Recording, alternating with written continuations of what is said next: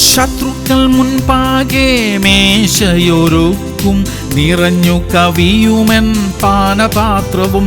എൻ്റെ യേശുനാഥൻ തൻ കൃപയാൽ എന്നെ ഉയർത്തുന്ന ദിനം വരുന്നു, ദിനം വരുന്നു.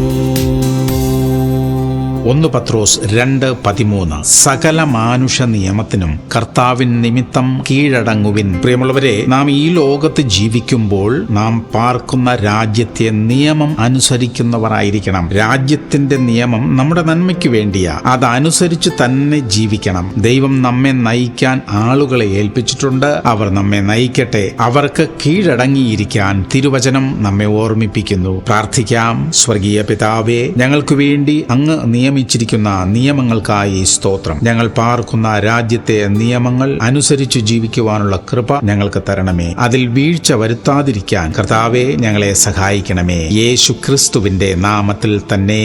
ആമേൻ, ആമേൻ, ആമേൻ.